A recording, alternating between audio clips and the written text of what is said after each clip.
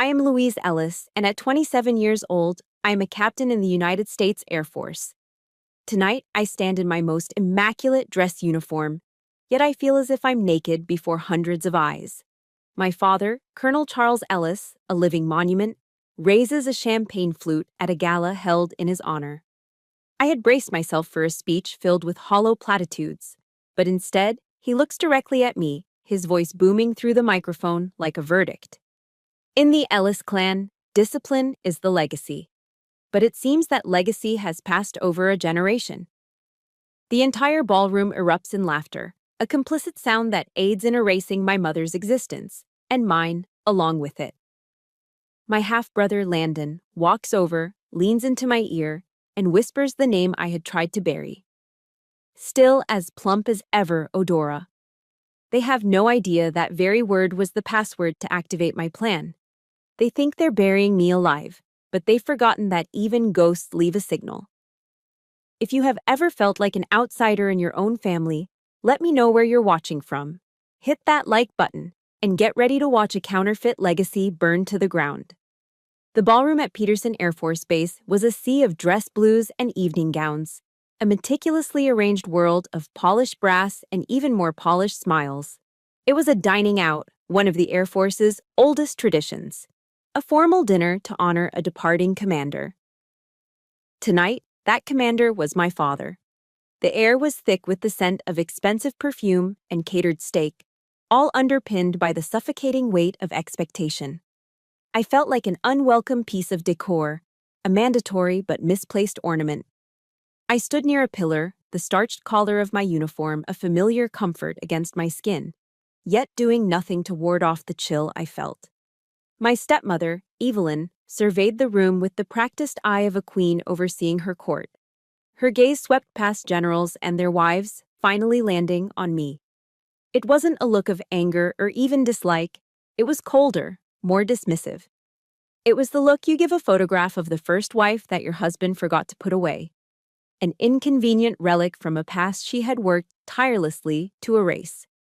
I was that photograph brought to life. A bubble of warmth and power seemed to form naturally around the center of the room.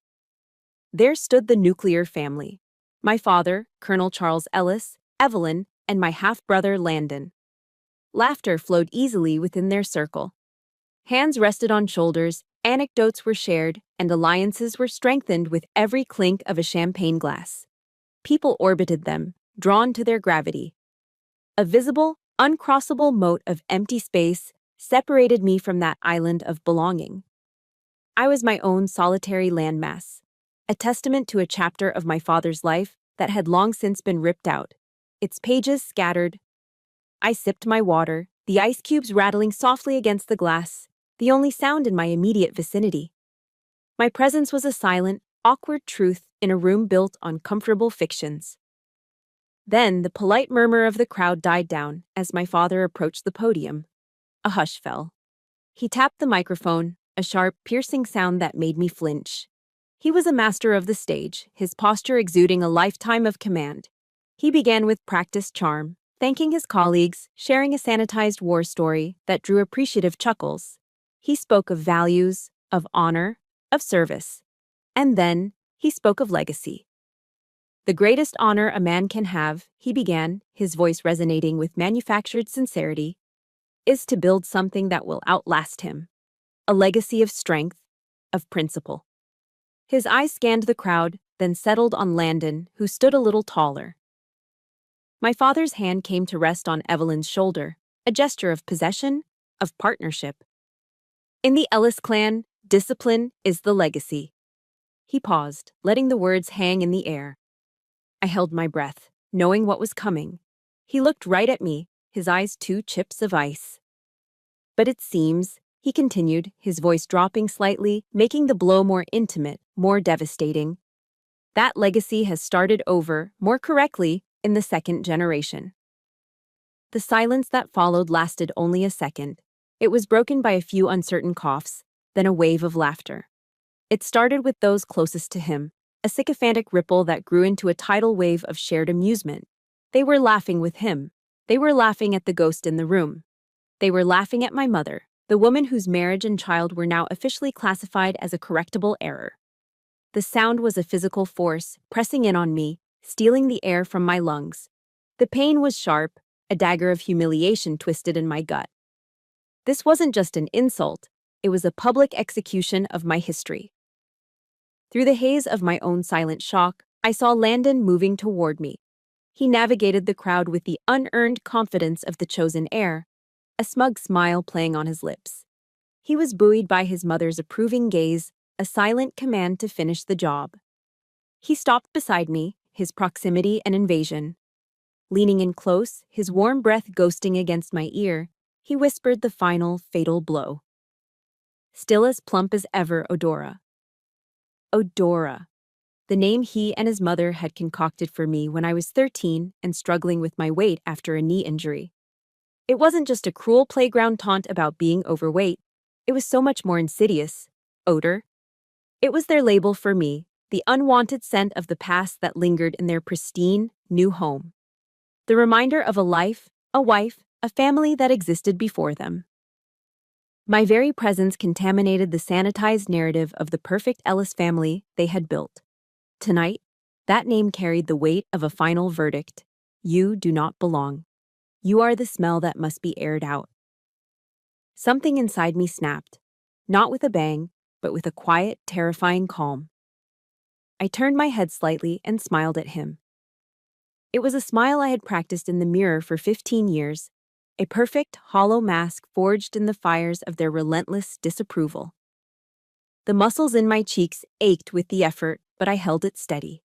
My voice, when it came out, was even, almost pleasant. Enjoy the evening, Landon. I watched him walk away, rejoining his parents. The perfect trio. They were the present, celebrated and solid. They were the future, anointed and assured. I was the past, a ghost they thought they could simply ignore into non-existence.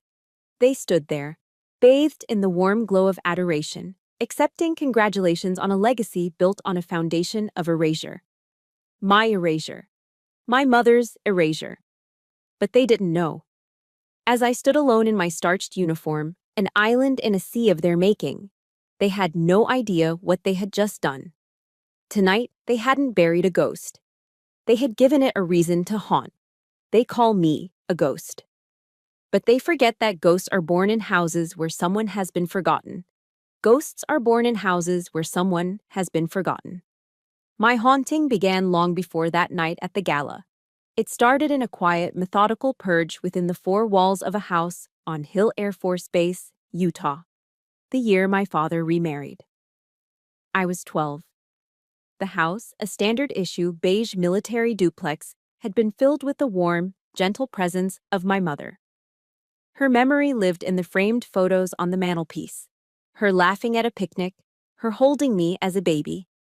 It lived in the worn spines of her favorite novels stacked on the nightstand and in the unruly, fragrant chaos of the English rose garden she'd cultivated in the small backyard. That house was my last sanctuary, the last place her ghost felt more like a guardian angel. Then Evelyn arrived.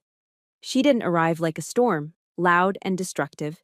She was more like a frost, silent and creeping, killing everything soft and colorful from the inside out. Her campaign to erase my mother was a masterclass in psychological warfare, executed with the precision of a surgeon. It started with the photos. One day, the picture of my mother and me was gone from the living room, replaced by a generic landscape print from a home decor store.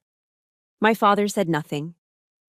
A week later, all the photos vanished, the walls suddenly bare and sterile. Soon after, new frames appeared, filled with smiling portraits of him, Evelyn, and their newborn son, Landon. A new history was being written over the old one. My mother's books disappeared from the shelves, replaced by Evelyn's interior design magazines with their glossy pages of perfect, lifeless rooms. The final, most brutal act of erasure happened in the garden. I came home from school one afternoon to find the tangled, beautiful rose bushes gone, ripped from the earth. In their place were neat, orderly rows of boxwoods, trimmed into submission. The garden, once a riot of life and scent, was now a sterile green grid. Evelyn called it cleaner. The house was no longer my home. It had become her kingdom, and I, a non-consenting citizen. My father, desperate to please his new wife, to build a new, unblemished life, allowed it all to happen. His silence was his consent.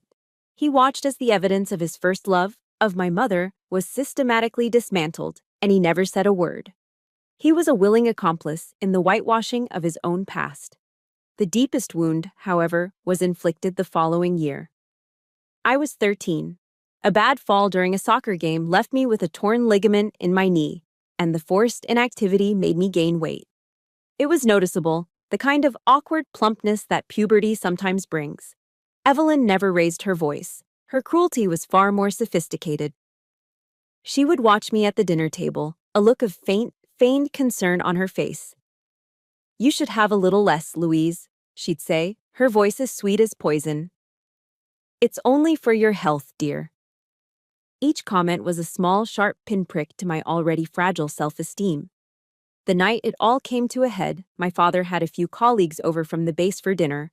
Evelyn had made her signature lasagna, a rich, cheesy dish that filled the house with a comforting aroma.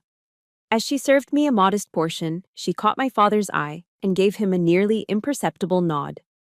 It was a silent, prearranged signal.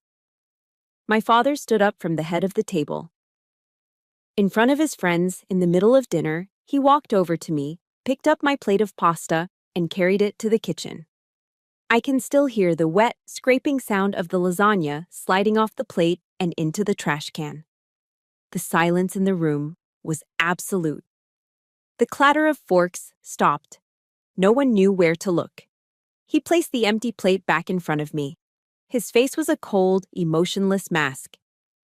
"The Ellis name doesn't stand for indiscipline," he said, his voice low and hard for the whole table to hear.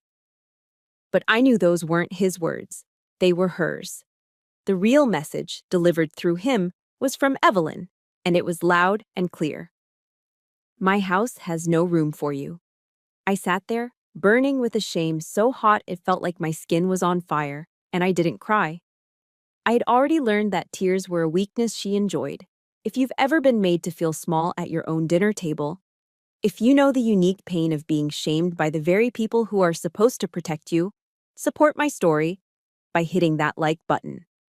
And just comment with the word "survivor" below, so we know we're not alone in this fight. After that night, Eudora was born. Landon, emboldened by the public display of my humiliation, started using the name. At first, it was just between us, a whispered insult in the hallway. But Evelyn heard it, and instead of stopping him, she would smile that thin, tight smile of hers and say, "Oh, children are so creative, aren't they?" Her casual approval was a green light. It legalized the bullying. My father didn't intervene. He later told me he saw it as a lesson in natural selection, a way for me to build character. But it wasn't a lesson. It was him, sanctioning his new son's torment of his old daughter to solidify the new family order. I became an alien in my own home. I understood that love was not on the table for me. Acceptance, if it was even possible, could only be earned through one path: excellence within my father's system. I stopped looking for warmth and started searching for armor. My life became a relentless pursuit of perfection. I threw myself into my studies, my grades soaring.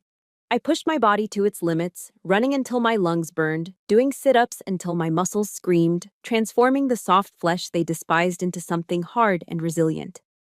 It wasn't passion that drove me. It was the desperate, clawing need to escape. The United States Air Force Academy became my obsession. It wasn't just a college, it was a door. It was the only way out I could see. It was a world my father respected, a system of discipline even he couldn't fault. It was a fortress, and I was determined to get inside. I wasn't running toward a dream. I was running away from a nightmare. As I lay in bed at night, staring at the ceiling of a room that no longer felt like mine, a single, haunting question echoed in the dark. If I couldn't escape this prison, could I build another one? A place where I could at least forge the bars myself? The prison I had chosen for myself was nestled at the foot of the Rocky Mountains in Colorado Springs. The United States Air Force Academy wasn't just a campus. It was a city of discipline, carved out of the wilderness with sharp angles and unwavering purpose. When I first passed through the gates as a basic cadet, a flicker of hope ignited within me. Here, I thought, I would be judged not by my name, but by my performance. Here, I could finally forge an identity of my own. I was wrong. The prison had different walls, but the ghost of my father's name haunted its hallways just the same. The name Ellis preceded me like a shockwave. It was both a shield and a target. The instructors fell into two distinct camps. There were the older officers who had served under my father, men who saw his reflection in me. They treated me with an unnerving deference, offering praise for mediocre work and opportunities I hadn't earned. Their kindness felt like a gilded cage, another form of being unseen. Then there were the others, the ones who had been on the receiving end of my father's ambition and arrogance. They saw me as a proxy for their resentment. Their scrutiny was relentless. Every minor infraction was magnified, every success attributed to nepotism. I was either his perfect daughter or his unforgivable sin. I was never just me. Among my fellow cadets, the sentiment was simpler and more unified. I was Princess Ellis. The nickname was whispered in the mess hall and scrawled on dusty windows in the barracks. They believed my path had been paved with my father's influence, that I was a tourist in their world of meritocracy. It didn't matter that I outran most of them on the track or scored higher on avionics exams. Every achievement was tainted by suspicion. I learned to navigate the social landscape with the caution of a soldier in a minefield. I had acquaintances, study partners, and squadron mates, but I had no real friends. The isolation was a familiar, aching weight, a cold I had brought with me from home. The systematic effort to break the princess was led by a senior cadet named Riggs. He was a barrel-chested, crew-cut embodiment of toxic authority, a man who believed stripping you of your dignity was the only way to build you up. He made my life his personal project. My room inspections were brutal. He'd find fault with a single misplaced thread on a perfectly made bed. He assigned me the most grueling, pointless tasks, like cleaning the squadron's common room floor with a toothbrush. He was building his own legacy on the myth of my weakness. His cruelty peaked during a winter survival training exercise in the mountains. We were split into small teams, tasked with navigating to a series of coordinates using only a map and compass. Riggs, as the exercise supervisor, checked my team's plotted course. He looked at my map, then looked at me, a smirk playing on his lips. "Looks good, princess," he said, handing it back.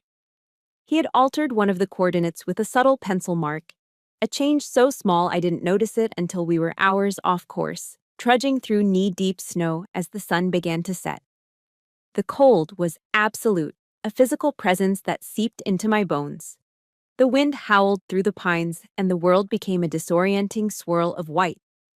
My teammates were exhausted and angry, their resentment directed at me for the navigational error. I was alone, leading them deeper into a frozen wilderness, the weight of their safety heavy on my shoulders. We finally found our way back to the extraction point hours after everyone else, half frozen and utterly spent. As I stumbled out of the woods, shaking uncontrollably, Riggs was waiting. He didn't offer a blanket or a word of concern. He just looked at my pathetic state, his eyes filled with grim satisfaction. "Thought a colonel's daughter would be tougher than that," he said, loud enough for everyone to hear. That night, shivering in my bunk, the profound loneliness was overwhelming. The escape I had fought so hard for felt like a fraud. It was in that moment of despair that I sought a different kind of sanctuary. Late at night, when the barracks were finally silent, I would slip away to the academy's library. It was a vast, cathedral-like space, and in its hushed aisles, I found a different kind of armor. I wasn't looking for anything in particular, just a place to disappear. One night, my hand landed on a book with a simple cover. Daring Greatly by Brené Brown. I started reading, and the world shifted. For the first time, the shame and pain that had defined my life were given a name, not as a personal failing, but as a universal human experience. Brown wrote about the power of vulnerability, and a particular sentence seized my soul. Vulnerability is not weakness. It's our greatest measure of courage. I read it over and over. My father's brand of discipline, the rigid control, the refusal to show emotion, wasn't strength. It was a shield to hide his own profound insecurity. Evelyn's cruelty wasn't power, it was the terrified lashing out of someone who felt threatened. And my own carefully constructed walls of perfection weren't resilience. They were a prison built of fear. True courage, I began to understand, was the willingness to stand in the arena, even if it meant getting knocked down.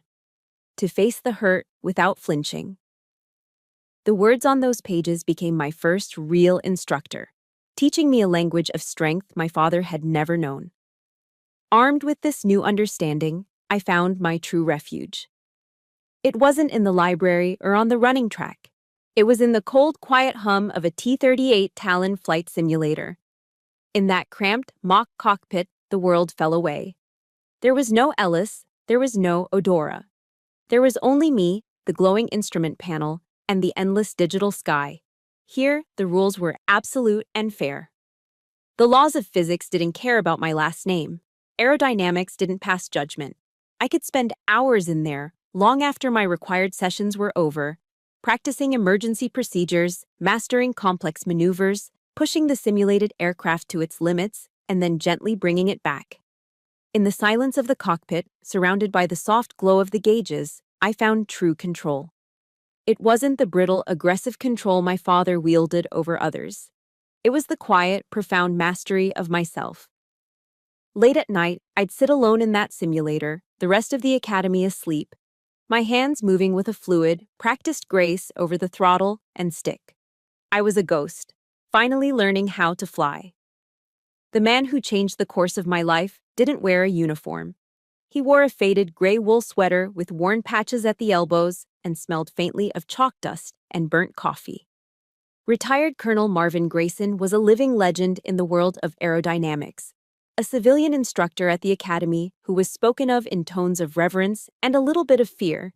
He was a genius, and like many geniuses, he operated on a plane entirely separate from the rigid world of military protocol. His office was a chaotic marvel of controlled disarray, stacks of books threatening to avalanche onto a desk littered with papers and half-empty mugs. It was the antithesis of the obsessive, sterile order my father enforced.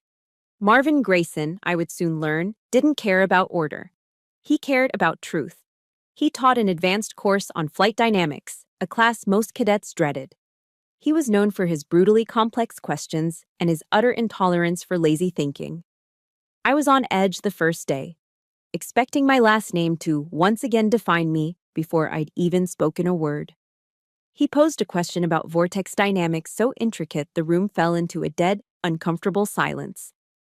I saw the answer in my head, a clear, elegant equation, and after a moment's hesitation, I raised my hand. I explained the principle, my voice steady despite the hammering in my chest. He listened, his expression unreadable. When I finished, he didn't offer praise or a smile. He just gave a short, sharp nod.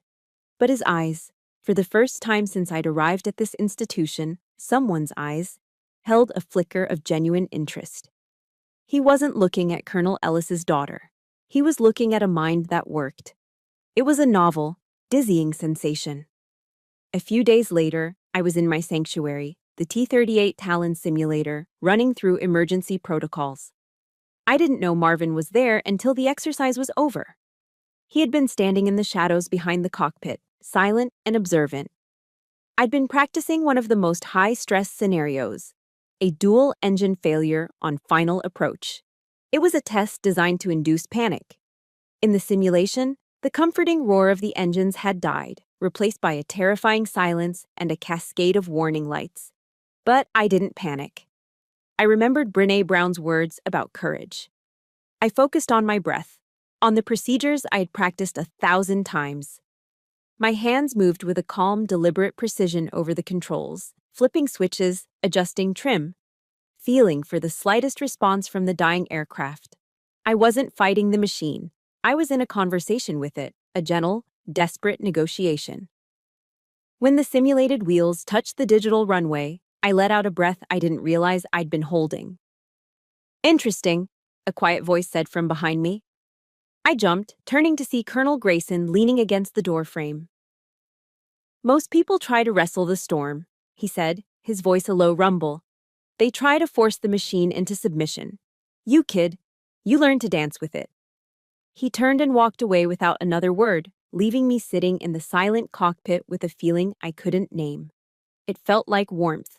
It felt like being seen. The true test came a week later, not in a simulator, but at 10,000 feet over the Colorado plains. I was on a solo training flight when I encountered it, a sudden, violent pocket of wind shear during my landing approach. The plane dropped like a stone, the wings shuddering, the controls going slack in my hands. This was real. This was a life-or-death exam. For a terrifying second, the old voices screamed in my head. Odora, princess, not good enough. Then Marvin's voice cut through the noise. You learn to dance with it. I took a breath. Instead of fighting, I yielded. Instead of yanking the controls, I made a series of minute, delicate adjustments, easing the pressure, letting the aircraft find its own equilibrium as I guided it through the turbulence. I didn't conquer the wind, I navigated it. The landing was perfect, a smooth kiss of rubber on asphalt. As I taxied down the runway, I saw him waiting for me, standing by the hangar. A rare, small smile touched the corners of his mouth as I climbed out of the cockpit, my legs still shaking. I was right, he said simply. You've got the hands of a ghost. Invisible, precise, and lethal when you need to be. He looked at me, his gaze analytical but kind. Ghost fits you better than princess. In that moment, on a windswept tarmac under a vast blue sky, he gave me a new name. And with that one word, he vanquished Odora forever. Ghost wasn't an insult. It was a title. It was an identity I'd earned. Later that week, he called me to his office. The confirmation of my parentage had finally made its way to him. When I walked in, his expression was serious. I knew your father, Louise, he said, skipping any preamble. He motioned for me to sit. Charles Ellis is a fine tactician, one of the best. But he makes a classic, fatal mistake. He mistakes control for respect. He poured 2 mugs of coffee from an old sputtering machine in the corner. It was black, thick, and brutally strong. He handed one to me. Your father believes discipline is a whip to bend the world to his will, he continued, settling into his cluttered chair. A tool for enforcement. But remember this, Ghost. True discipline is clarity. It's about being ruthlessly honest with yourself, especially when no one is watching. It's about integrity, not intimidation. He took a slow sip of his coffee, his eyes fixed on me over the rim of the mug. The Ellis name can open a lot of doors for you. People will salute the uniform, but they'll bow to the name. He leaned forward, his voice dropping. But be careful. That name can also be a cage. A gilded one, but a cage all the same. Don't let his legacy become your prison. Marvin's warning, that name can also be a cage, echoed in my mind for weeks. It was a prophecy that fulfilled itself sooner than I could have imagined. They arrived on a crisp autumn Saturday during a parents' weekend I hadn't told them about. I was walking across the parade ground, the terrazzo, when I saw them. My father, Evelyn, and Landon, standing near the chapel, looking like a perfect, powerful family unit on a college tour. My heart sank. This wasn't a visit, it was an invasion. It began as a performance of power, a carefully staged play for the benefit of the Academy's leadership. My father, in a tailored suit that still carried the ghost of a military uniform, draped an arm over my shoulders as my squadron commander approached. So proud of this one, he boomed, his voice resonating with manufactured warmth, continuing the Ellis family tradition. Evelyn, flawless in a cashmere coat, stood beside him, her smile a perfect, polished mask of maternal pride. Landon, already taller than me and carrying himself with the unearned confidence of a chosen son, simply nodded along. I felt like a prop, a carefully positioned chess piece in a game I had never agreed to play. My father lavished praise on my academic and flight records, but every compliment was a backhanded claim on my success. She's disciplined, just as I taught her, he'd say. Or, her performance is exactly in line with the expectations I've set.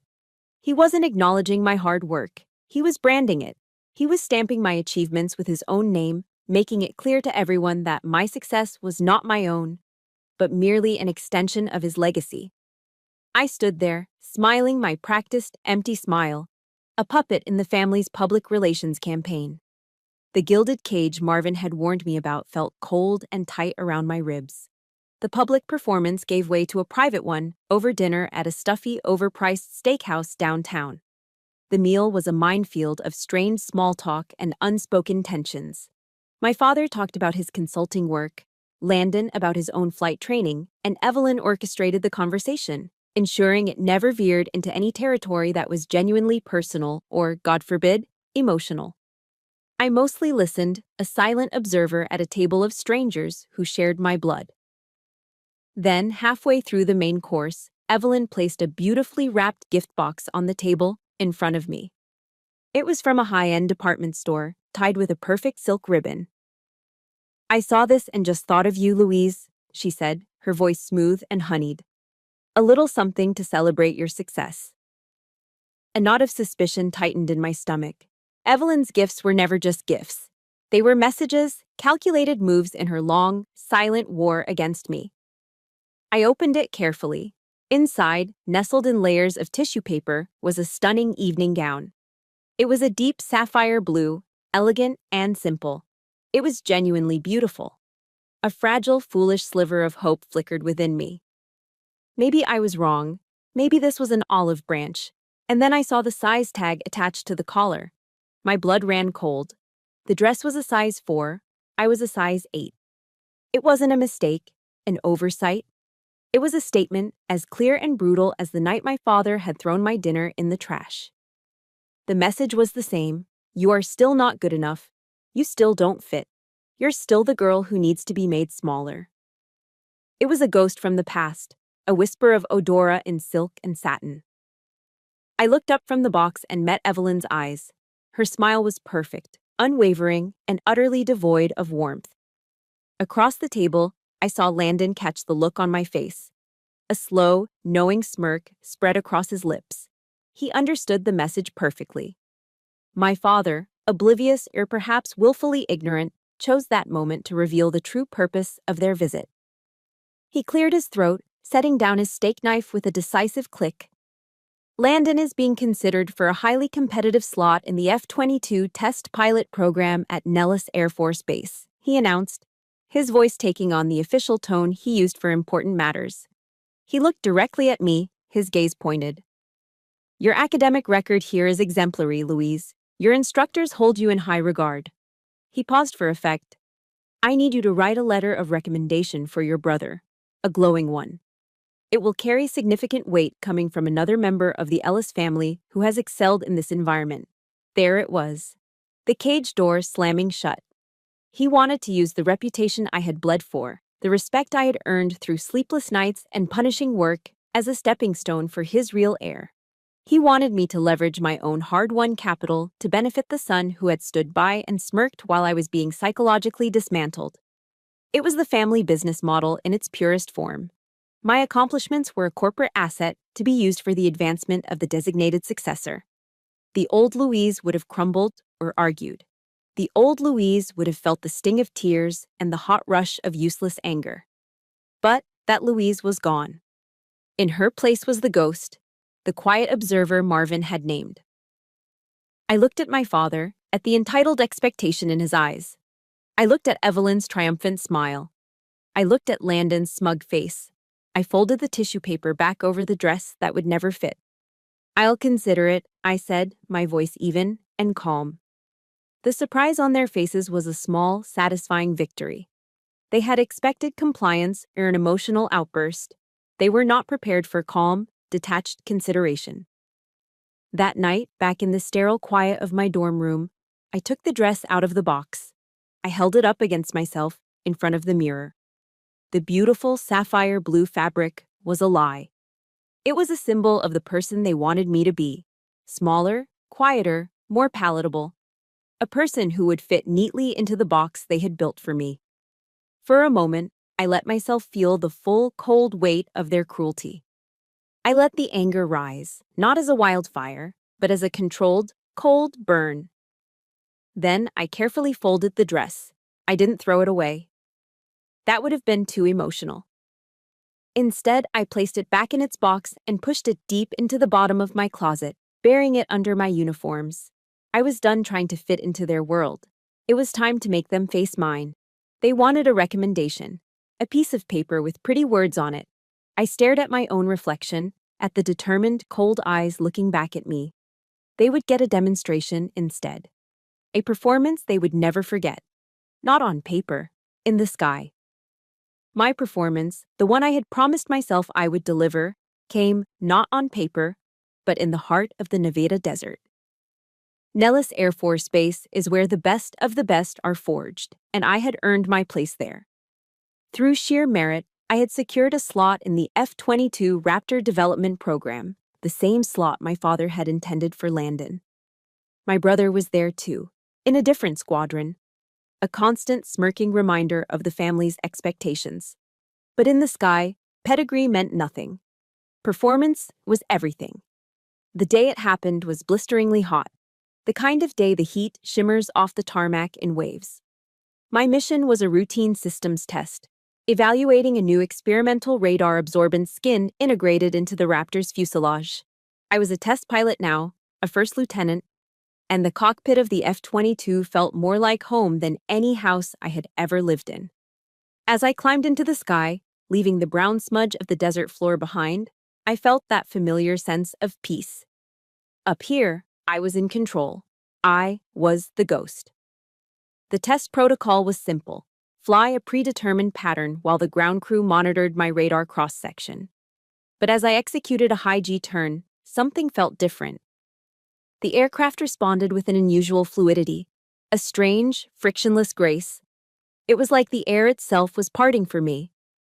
On a hunch, I deviated from the flight plan, pushing the Raptor into a series of complex, layered maneuvers, a dance of my own design. I felt the connection Marvin had talked about. I wasn't wrestling the storm, I was dancing with it. Then my comms crackled. The voice of the flight controller was tight with confusion. "Ghost, we've lost your signal. Repeat, we have lost your radar signature. Acknowledge." I looked at my own instruments. Everything was perfect. "Control, Ghost is here, all systems green," I replied. "Negative, Ghost. You are not on our screens. You are completely gone." A thrill, sharp and electric, shot through me. I stayed in the zone, continuing my aerial ballet, feeling the Raptor move as an extension of my own body. For 6 minutes, I was invisible. A true ghost in the machine. When I finally eased off and my signature reappeared on their screens, the radio exploded with a torrent of excited, disbelieving voices. Back on the ground, the data confirmed it. During those 6 minutes, my maneuvers had caused the experimental skin to generate a perfect, sustained radar refraction field. It wasn't just stealth, it was absolute invisibility.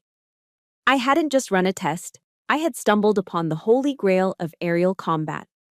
The euphoria was intoxicating. This was mine. A discovery born from my skill, my intuition. This was the moment that would finally, irrevocably, prove my worth. There was no celebration, no debrief with cheering engineers. Instead, I was escorted by 2 grim-faced military police officers to a SIF, a sensitive compartmented information facility. It was a windowless, soundproof box of a room, designed to keep secrets in and the outside world out. The air inside was cold and sterile. And sitting at the steel table in the center of the room, looking every bit the powerful Pentagon consultant he now was my father. He wasn't smiling. His face was a mask of cold professional appraisal. "Sit down, Lieutenant," he said, his voice flat. He didn't use my name. I remained standing. "What's going on?" The data was a breakthrough. "The data," he said slowly, "has been contained. Your after-action report has been amended. For the purposes of the official record, the event has been classified as an anomalous sensor malfunction during a failed simulation." The cold in the room seeped into my blood. A failed simulation? That's a lie. This is a real discovery. My discovery. My father looked at me then, and there was not a flicker of paternal warmth in his eyes. It was the gaze of a corporate executive assessing a problematic asset. Everything you find, everything you achieve in that cockpit belongs to the United States Air Force, he said, his voice like ice. And we, the people who run it, decide what is best for the program, not a junior lieutenant who got lucky. The words were a physical blow, knocking the air from my lungs. Lucky. He had dismissed the pinnacle of my career as luck. But he wasn't finished. The killing stroke was yet to come. This technology is too significant to be attached to the story of a fortunate accident, he continued, his tone utterly merciless. It needs a proper face, a leader who can champion it into the next generation, a pilot who carries the right bloodline for the future. He paused, letting the silence hang in the air like a guillotine. Landon will be taking lead on the new project development. He had not only stolen my discovery, he had handed my life's work, my moment of triumph, to my brother, right in front of me. It was the final, ultimate act of erasure. I was not just the forgotten daughter, I was the ghostwriter for the chosen son's legacy. He was completing the mission Evelyn had started all those years ago, sanitizing the family history, correcting the mistake of his first marriage by sacrificing its only living proof. I was transferred the next day, a reassignment to a desk job at Wright-Patterson Air Force Base in Ohio. I was being buried in a mountain of paperwork. That last night at Nellis, I was given 2 hours to clear out my office. The base was quiet, the desert sky outside littered with a billion indifferent stars. My heart felt like a shattered piece of glass in my chest. But my mind was chillingly clear. The ghost had taken over. Have you ever poured your entire being into something, created something truly remarkable, only to have it snatched away and given to someone else by the very people who were supposed to support you? If you know that uniquely soul-crushing feeling of injustice, hit the like button and tell me in the comments. What's one word that comes to mind when your biggest achievement is stolen? I sat down at my computer one last time. My movements were calm, methodical. With practiced efficiency, I located the original, unredacted data file from my 6-minute flight. The raw telemetry, the sensor logs, everything. It was a beautiful, perfect string of data that proved everything. I compressed it into a single file. Then I began to encrypt it, layering it with a complex, multi-tiered algorithm I had designed myself back at the academy. It was virtually unbreakable. When the encryption was complete, the system prompted me for a file name. My fingers hovered over the keyboard. I named the file Echo Protocol. I leaned back in my chair, the only sound the quiet hum of the machine. The pain was still there, a cold, heavy stone in my gut. But now it had a purpose. It was fuel. I whispered the words into the empty room, a promise to myself that had now become the central truth of my existence. You think you can bury me, Father, but you forget. Even a ghost leaves a signal. My exile to Wright-Patterson Air Force Base in Ohio was meant to be a burial. I was supposed to suffocate under mountains of paperwork, my name fading into bureaucratic obscurity while Landon's star rose. My father had written me out of the script. What he never anticipated was that I would use my time in the shadows to study the stage, the actors, and the script itself, preparing to rewrite the entire play. For 3 years, I wasn't a pilot. I was a sponge. The Air Force, in its infinite, ironic wisdom, assigned me to the Acquisitions and Logistics Command. I wasn't flying jets. I was learning how they were bought, sold, and built. I immersed myself in the labyrinth of defense procurement protocols, federal acquisition regulations, and the arcane art of military-grade encryption. The pain of my betrayal didn't disappear. I simply repurposed it. It became a cold, clean fuel for my focus. While other officers were counting down the days to their next flight, I was studying schematics, memorizing budget codes, and earning top-level certifications in secure data management. I was forging my weapon. During this time, I found a new mentor in the base library, Sun Tzu. His book, The Art of War, became my Bible. One passage in particular became my mantra: know your enemy and know yourself, and you will not be imperiled in 100 battles. I knew my enemy. My father's greatest weakness wasn't a flaw in his strategy, but the strategy itself. His all-consuming pride. He needed a legacy, a monument to his name. And the bigger the monument, the longer the shadow it casts. A perfect place for a ghost to hide. Then, the opportunity I'd been manufacturing for 3 years finally arrived.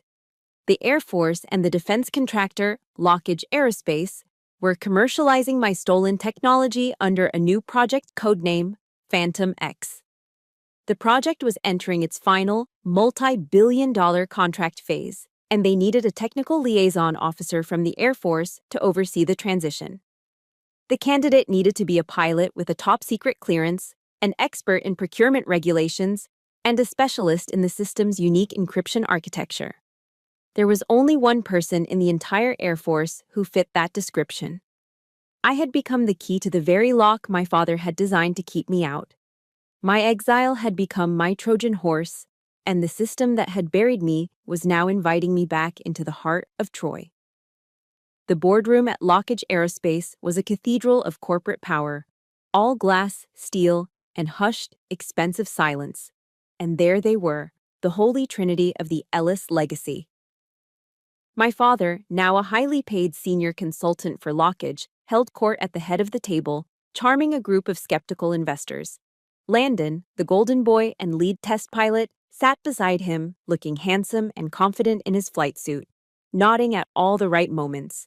And me, Captain Louise Ellis, the quiet liaison officer, sitting on the sidelines, taking notes. My father presented my flight algorithms as his own intellectual property, speaking of their elegance and power with the proprietary pride of a creator.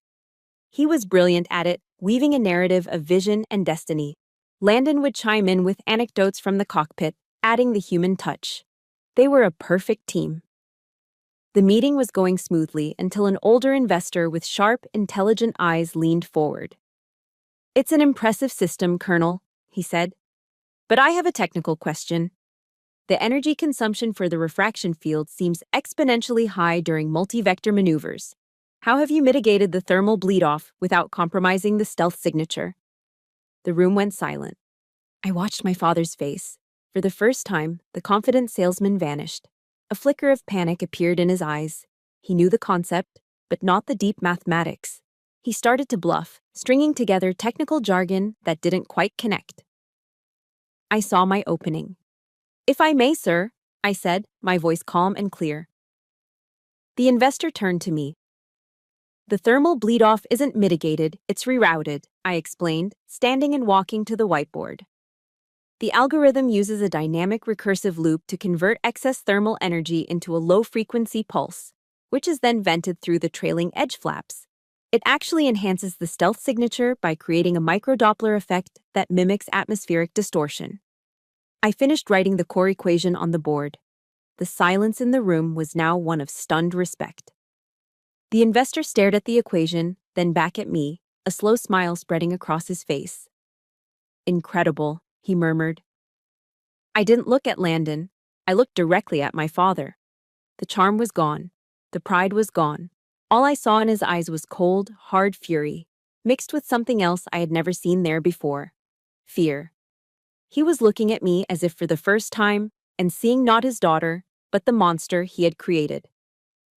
That night, fueled by a cold surge of adrenaline, I stayed late. I used my high-level access to dive deep into the Phantom X source code.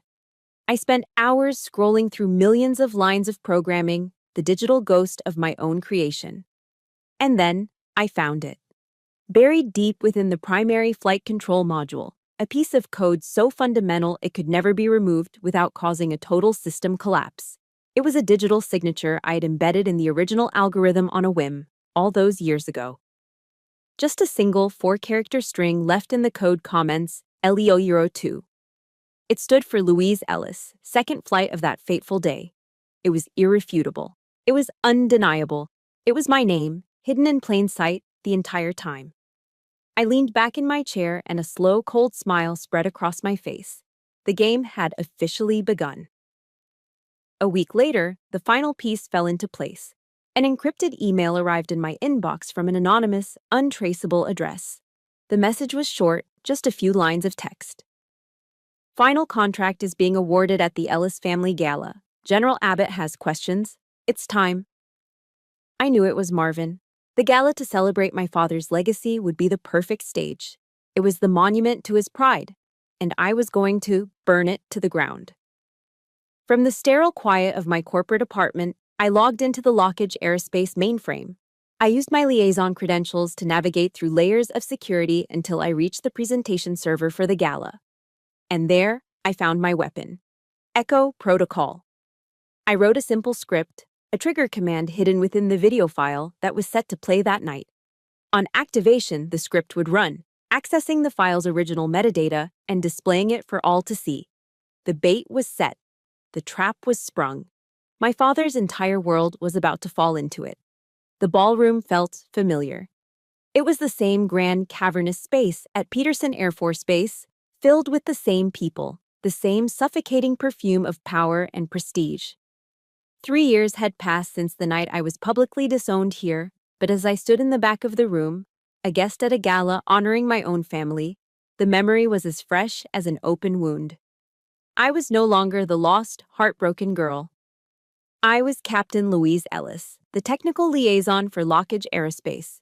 I was the Trojan horse, and I was about to burn the city to the ground. On the massive screens flanking the stage, a professionally produced video began to play. It was a slick, polished tribute, a piece of corporate propaganda designed to seal the Phantom X deal.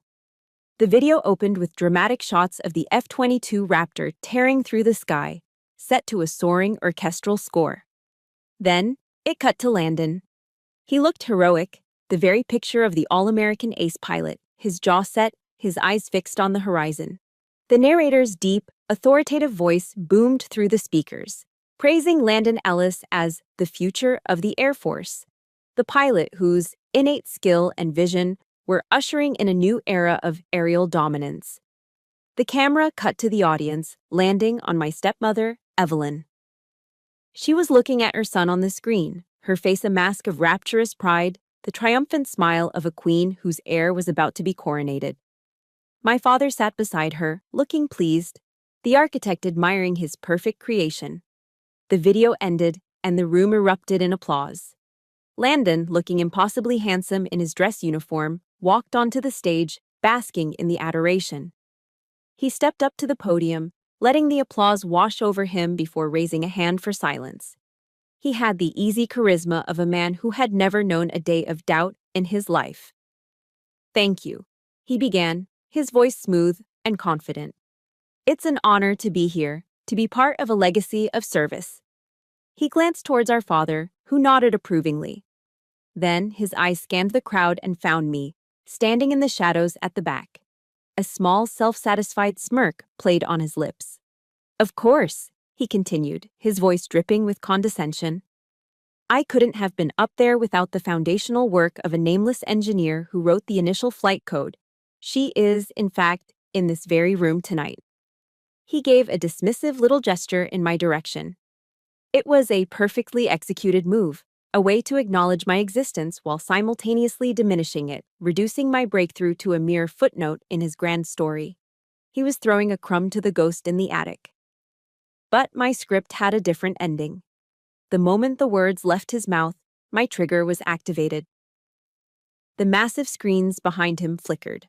The polished corporate logo for the Phantom X project vanished. The image of Landon, the hero, disappeared. For a split second, the screens went completely black, plunging the front of the ballroom into a sudden, shocking darkness.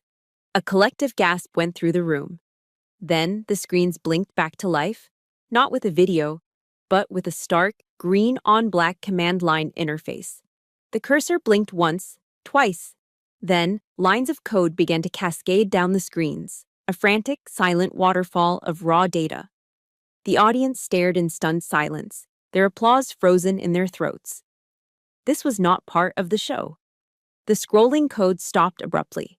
The cursor blinked one final time. And then a single line of text appeared, stark white against the black background in a large, bold font that no one could miss. Original flight metadata restored.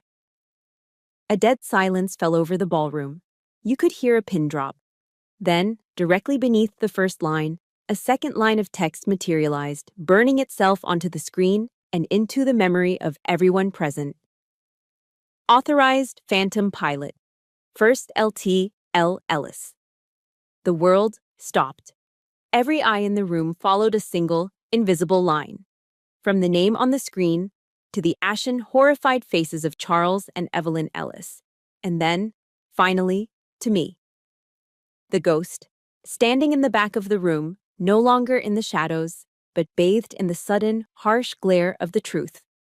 From the front table, a chair scraped loudly against the floor. General Abbott, a formidable four-star general known for his integrity, stood up, his face a thundercloud of controlled fury. He fixed his gaze on my father. Colonel Ellis, his voice was not loud, but it cut through the silence like a razor. Perhaps you can explain this. My father was frozen, a statue carved from ice. His mouth opened slightly, but no words came out. He looked utterly, completely broken. Evelyn reached for his hand, her perfect smile now a grotesque rictus of panic. Their carefully constructed world had just detonated. And then, the most extraordinary thing happened. As a wave of murmurs and whispers began to sweep through the room, as other senior officers started to stand, turning to look at me with a mixture of shock and newfound respect, the cameras that had been broadcasting the event to monitors around the room swiveled. They focused on the one person still on stage, Landon. He stood paralyzed for a moment, his gaze shifting from the damning evidence on the screen to me, his sister, the woman he had belittled his entire life. The smirk was gone. The arrogance was gone. In its place was a raw, dawning comprehension. He saw the truth. He saw the years of lies, the stolen legacy, the profound injustice of it all laid bare. He took a deep, shuddering breath. He straightened his shoulders, pulling himself to his full height, not as the heir, but as an officer of the United States Air Force. And then, with a crisp, decisive motion that echoed in the silent room, he raised his hand to his brow and rendered a perfect, formal salute. It wasn't just a salute. It was a surrender. It was an apology. It was an acknowledgement. My father and Evelyn stood abandoned, their dynasty crumbling around them in the silent ruin of their own making.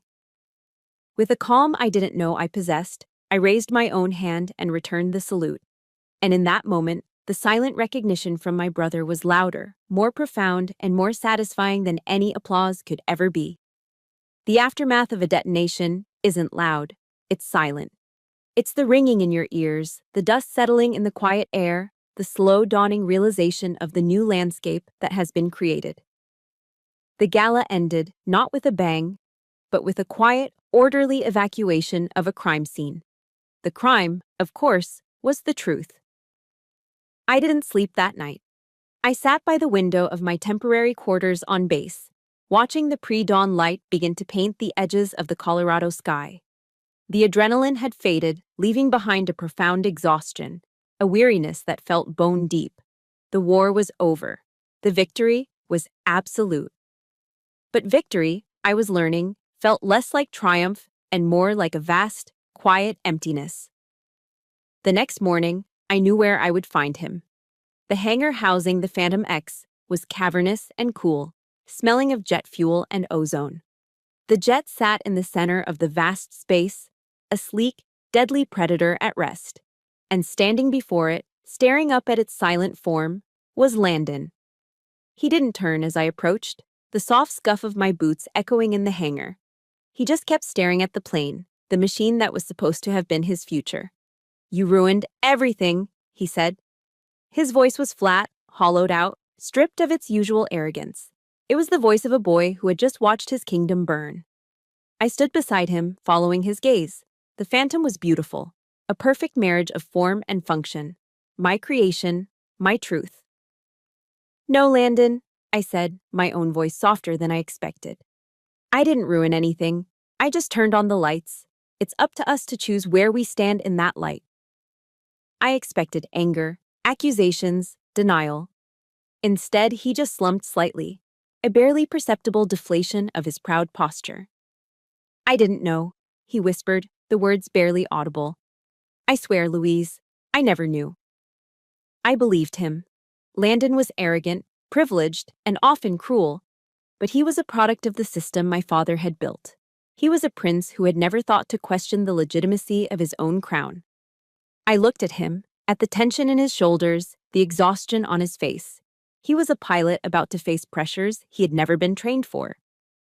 The satisfaction I had anticipated, the moment of lording my victory over him, never came. All I felt was a strange, unfamiliar stirring of something else, something akin to responsibility. You're clenching your jaw, I said. He looked at me, confused. What? You're clenching. It restricts blood flow. When you're pulling high G's, it'll make you pass out faster. I stepped in front of him. Watch me. Breathe in. Fill your belly. Now, as you exhale, flex everything from your calves up. Tense your core like you're about to take a punch. And make this sound. Hic. He stared at me blankly. It's the anti-G straining maneuver, I said patiently. It's what keeps the blood in your head so you don't black out and crash a billion-dollar aircraft. This is real discipline, Landon. It's not about controlling other people. It's about doing what it takes to keep yourself alive. He watched me, his eyes wide. Then, slowly, hesitantly, he mimicked the maneuver. For the first time, I wasn't Odora. I wasn't the ghost. I was his sister. I was afraid. The voice came from the entrance of the hangar. My father stood there, silhouetted against the bright morning light. He looked like he had aged a decade overnight. His uniform, usually immaculate, seemed to hang off his frame. He walked towards us, his steps heavy, each one an effort. He didn't look at Landon. His eyes were fixed on me. I was afraid of you, he said, his voice a hoarse rasp. From the day you were born, you had her in you. Your mother. He stopped a few feet away, the magnificent jet standing between us like a judge. She was brilliant, uncontainable. She never saw the world in terms of rules and hierarchies, only possibilities. I couldn't control her, and it terrified me. He finally looked away, his gaze falling on the floor. When she was gone, I thought, I could build something orderly, something I understood, a legacy of discipline. But you were still there. A living reminder of a past I couldn't control. So I chose ease over you, Louise. I chose the son who reflected my ambition over the daughter who reflected my fears. His confession hung in the air, raw and pathetic. It wasn't an apology. It was an explanation, born of a cowardice so profound it had poisoned all of our lives. He looked from me to Landon, his face etched with a tragic, self-inflicted sorrow. I made you both pay the price for my own private wars. He stood there for a long moment, a king in the ruins of his own making. Then, he turned to leave. At the edge of the hangar's shadow, just before stepping back into the light, he paused. He didn't turn around. Legacy, he said, his voice distant, as if speaking to himself. It isn't what you pass on to the next generation. Sometimes, it's the baggage you learn to let go of. The words struck me with the force of a physical impact. They were the most honest thing he had ever said to me. For the first time, I didn't see a tyrant or a villain. I saw a small, frightened man, imprisoned by the very legacy he had spent his life trying to build. Back in my room, the silence felt different. It was no longer empty. It was peaceful. I picked up my phone and dialed a familiar number. Marvin answered on the second ring. Grayson. It's done, I said simply. There was a pause on the other end, then a low chuckle. I figured as much. The shockwaves are already reaching DC. Another pause. So, what now, Ghost? I walked to the window and looked out. The sky was a brilliant, cloudless blue, stretching out to an infinite horizon. It looked welcoming. For the first time, it didn't feel like a place I had to fight my way into. It felt like home. Now, I said, a sense of profound, boundless relief washing over me. I learned to fly without having to disappear. The war was finally over. A year can be a lifetime. It's long enough for wounds to scar over, for dust to settle, and for new things to grow in the ruins of the old. 1 year after the gala that detonated my family, I stood on another stage, under a different sky. The air was crisp with the scent of autumn in Colorado. Behind me, a new building gleamed in the sun, its glass and steel facade reflecting the endless blue. A sign near the entrance read, "The Ellis Center for Precision Flight Training." My father had donated a significant portion of his fortune to build it. It was his penance, his attempt to build something real out of the wreckage. I looked out at the assembled crowd of cadets, officers, and dignitaries. I was Major Louise Ellis now, the commander of this new center. I was no longer a ghost, hiding in the shadows. I was the architect of this new dawn. I stepped up to the podium, my voice clear and steady when I spoke. "Discipline isn't about perfection," I said, my eyes finding Marvin Grayson in the front row, who gave me a slow, proud nod. "It's not about control or building a flawless legacy. It's about honesty.